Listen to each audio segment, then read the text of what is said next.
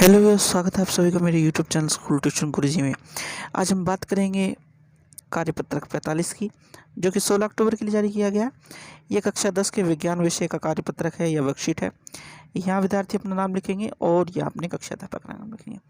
हमारा चैप्टर चल रहा है तत्वों का आवर्त वर्गीकरण, जिसमें हमने पढ़ा था पिछली वर्कशीट में मेंडलीफ की आवर्त सारणी के बारे में। तो मेंडलीफ की आवर्त सारणी के बारे में जब हमने पढ़ा तो हमने जाना कि मेंडलीफ को फादर ऑफ पीरियोडिक क्लासिफिकेशन यानी पीरियोडिक टेबल का फादर कहा जाता है, पिता कहा जाता है। ऐसा इसलिए क्योंकि इन्होंने जो पहला जो टेबल बनाया था, वर्गीकरण किया था, वो लगभग सबसे सटीक था और इन्हें ही इस कारण इस नाम से पुकारा जाता है। इन्होंने किया क्या था कि 63 जो तत्व थे उनको एक साथ अरेंज किया था या वर्गीकृत किया था, और उनका जो वर्गीकरण था वो 2 भागों में था, यानी ग्रुप यानी समूह और पीरियड यानी आवर्त में, जो कि उद्भव स्तंभ और क्षैतिज पंक्तियों के हिसाब से किया गया था। लेकिन हम सभी को पता है कि कुछ चीज़ें जब हम किसी नई चीज़ को डिज़ाइन करते हैं या बनाते हैं, किसी चीज़ को खोजने की कोशिश करते हैं, तो कुछ चीज़ें रह जाती हैं। तो इनके साथ भी कुछ ऐसा ही हुआ। इन्होंने काफ़ी आगे तक की सोच रखी पर कुछ चीज़ें रह गई थी। तो आइए ज़रा देखते हैं कि इनकी उपलब्धियां और वर्गीकरण के बारे में आपकी वर्कशीट में आज क्या लिखा हुआ है, जो कि हम आज पढ़ेंगे। मेंडलीफ की आवर्त सारणी की उपलब्धियां, मेंडलीफ के वर्गीकरण की सीमाएं। मेंडलीफ ने जब आवर्त सारणी का काम किया तब तक 63 तत्व ज्ञात थे। मेंडलीफ के अनुसार तत्वों के गुणधर्म उनके परमाणु द्रव्यमान का आवर्त फलन होता है।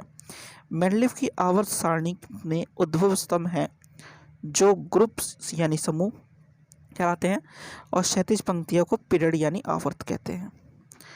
तो ये तो बात हुई किस चीज़ की, मेंडलीफ की सारणी की, जो कि हमने पिछली बार पढ़ी थी। आइए जरा ध्यान लेते हैं वापस से। ये 63 तत्व थे और तत्वों के गुणधर्म के आधार पर उनके परमाणु द्रव्यमान को ध्यान में रखते हुए इन्हें आवर्त सारणी बनाई, जो कि आवर्त सारणी को उद्भव स्तंभ यानी ग्रुप और क्षैतिज पंक्तियाँ यानी पीरियड में बांटा गया था।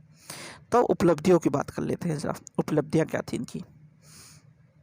तो पहली उपलब्धि थी उनकी, मेंडलीफ ने अपनी आवर्त सारणी में कुछ रिक्त स्थानों को छोड़ा। वह इस प्रकार ऐसे तत्वों के अस्तित्व का अनुमान लगाया जो उस समय तक ज्ञात नहीं थे, जैसे कि एका बोरोन, एका एल्यूमिनियम, एका सिलिकॉन, जो कि जब ज्ञात हुआ तो उनका नाम था स्कैंडियम गैलियम जर्मेनियम। तो इन्होंने क्या किया था, इन्होंने अपनी सारणी में कुछ रिक्त स्थानों को छोड़ दिया था पहले ही, ताकि जो बाद में तत्व हमें ज्ञात होंगे उनके लिए जगह रह सके। तो उन्होंने नाम रखा था उनके जो प्रॉपर्टीज़ थी यानी गुणधर्म थे उनके आधार पर, एका बोरोन, एका सिलिकॉन, एका एल्यूमिनियम और एका सिलिकॉन। तो बाद में इनके नाम ये रखे गए। चलिए आगे देखते हैं। आगे इनके द्वारा अनुमानित तत्वों के गुणधर्मों का अनुमान भी बाद में सही पाया गया। तो उन्होंने जो अनुमान लगाया था किसका, जो ऊपर जो तत्व थे उनका अनुमान जो लगाया था, उनके गुणधर्म भी अनुमान के साथ सही पाए गए थे। जैसे कि अगर मान लीजिए एक उदाहरण लें हम एका एल्यूमिनियम का, जिसको गैलियम के नाम से जाना गया बाद में, उसका जो ऑक्साइड के साथ सूत्र था और क्लोराइड के साथ जो सूत्र था वह भी लगभग सेम थे, और जो परमाणु द्रव्यमान था वो भी लगभग सेम ही था। यानी यहाँ 68 है तो यहाँ पे 59 है, सॉरी ये 68 है, ये 69 है, 69.7 है बल्कि। ठीक है बच्चों। तो फिर तीसरी चीज़ की थी इन्होंने, मेंडलीफ की आवर्त सारणी में उत्कृष्ट गैसों जिनकी खोज बाद में हुई को भी पिछली अवस्था को छेड़े बिना नए समूह में रखा जा सकता था। तो उन्होंने नोबल गैस यानी उत्कृष्ट गैसों के लिए भी जगह छोड़ रखी थी। फिर क्या है आगे, मेंडलीफ ने तत्वों से बनने वाले हाइड्राइड एवं ऑक्साइड के सूत्रों के तत्वों के वर्गीकरण के लिए मूलभूत गुणधर्म माना था।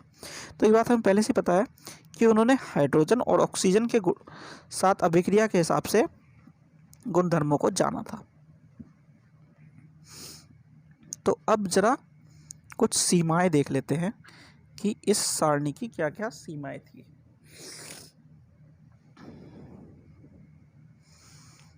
पहली सीमा जो थी वो थी ये कि मेंडलीफ ने अपनी आवर्त सारणी में हाइड्रोजन की सही स्थिति का पता नहीं लगा सके थे, क्योंकि उनकी जो सारणी थी उसमें हाइड्रोजन की सही जगह इसलिए नहीं थी क्योंकि वह क्षार धातु और हैलोजन दोनों से मिलते जुलते गुणों को दर्शा रहा था।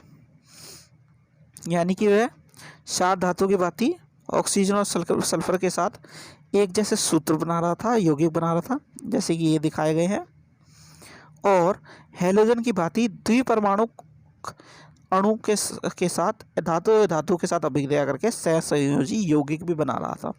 तो ऐसी स्थिति होने के कारण हाइड्रोजन की स्थिति वो नहीं पता लगा सके थे, सही स्थिति नहीं पता लगा सके थे। दूसरी चीज़ क्या हो गई थी? दूसरी चीज़ ये हो गई थी कि परमाणु संख्या को आधार मानने की वजह से जो समस्थानिक थे उनकी सही स्थिति पर उन्हें नहीं रखा जा सका था, और जिस वजह से आवर्त सारणी के अव्यवस्थित होने के ज़्यादा आसार हो गए थे। यानी लिखा भी हुआ है, यदि परमाणु संख्या को आधार माना जाए तो एक ही तत्व के समस्थानिक को अलग अलग स्थान पर रखा जाएगा, जिससे आवर्त सारणी अव्यवस्थित होती है। फिर तीसरा, एक तत्व से दूसरे तत्व तक बढ़ने में भी परमाणु द्रव्यमान नियमित रूप से नहीं बढ़ता। तो एक तत्व से दूसरे तत्व को जाने पे परमाणु द्रव्यमान लगातार नियमित रूप से नहीं बढ़ता है, जिस वजह से दिक्कतें ज़्यादा थी। फिर इस प्रकार का यह अनुमान लगा पाना कि संभव नहीं था कि दो तत्वों के मध्य कितने तत्वों की खोज हो गई। तो ये अनुमान लगाना भी मुश्किल था कि दो तत्वों के मध्य कितने तत्वों की खोज हो सकती है, जिस वजह से। ठीक है बच्चों, तो ये तो बात हुई सीमाएं और किस चीज़ की, आपके जो उपलब्धियां थी उसकी, और किस चीज़ की, मेंडलीफ के पीरियोडिक टेबल या आवर्त सारणी की। अब जरा प्रश्नोत्तर को देख लेते हैं बच्चों। तो पहला प्रश्न है, कौन आवर्त सारणी के जनक के नाम से जाना जाता है? इन्होंने कौन से गुणधर्म का प्रयोग करके आवर्त तत्वों का वर्गीकरण करने के लिए किया? तो मेंडलीफ को आवर्त सारणी का जनक के रूप में जाना जाता है। इन्होंने मूल रूप से सबसे पहले परमाणु द्रव्यमान, दूसरे नंबर पे हाइड्रोजन और ऑक्सीजन के साथ तत्वों के अभिक्रिया, तत्वों की अभिक्रिया और उनके जो मूलभूत गुणधर्म हैं उन्हें मानते हुए, और तीसरे नंबर पे क्या, भौतिक और रासायनिक गुणधर्म को ध्यान में रखते हुए आवर्त सारणी को वर्गीकृत किया था। ठीक है बच्चों। फिर क्वेश्चन नंबर 2, मेंडलीफ ने अपनी आवर्त सारणी में कुछ रिक्त स्थानों को छोड़ा हुआ इस प्रकार ऐसे तत्वों के अस्तित्व का अनुमान लगाया जो उस समय तक ज्ञात नहीं थे। इन तत्वों के नाम लिखिए, वह ये बताइए कि इन्हें क्या नाम दिया गया था। तो ये तो सीधा सीधा है आपका अनुमानित तत्व, वास्तविक तत्व। ये एका बोरोन, एका एल्यूमिनियम, एका सिलिकॉन, ये अनुमानित नाम थे इनके, और स्कैंडियम, गैलियम, जर्मेनियम इनके वास्तविक नाम थे जो कि बाद में रखे गए थे। ठीक है बच्चों। फिर है क्वेश्चन नंबर 3, मेंडलीफ की आवर्त सारणी की उपलब्धियां लिखिए। तो मेंडलीफ की आवर्त सारणी की अभी हमने उपलब्धियां पढ़ी। पहली क्या थी कि जो जगह थी वो पहले ही छोड़ दी थी, जो नए तत्व थे उनकी खोज जब हुई तो उसमें उन्हें सिर्फ फिट करना बाकी था। जैसे कि अभी हमने पढ़ा था एका एल्यूमिनियम, एका एल्यूमिनियम वगैरह के बारे में। ठीक है बच्चों। दूसरी चीज़ क्या थी, जो परमाणु गुणधर्म, रासायनिक गुणधर्म थे, यानी ये जो थे अनुमानित थे वो सही पाए गए थे।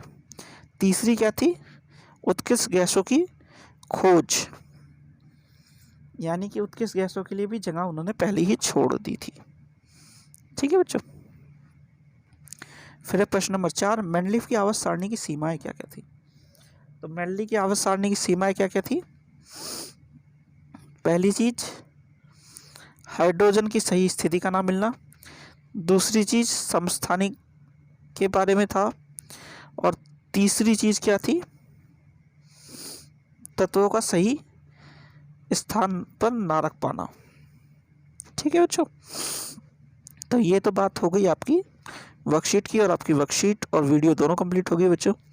आशा करता हूँ आपको वीडियो अच्छी लगी होगी। अगर वीडियो अच्छी लगी हो तो चैनल को सब्सक्राइब करें, वीडियो को लाइक करें, शेयर करें। Thank you.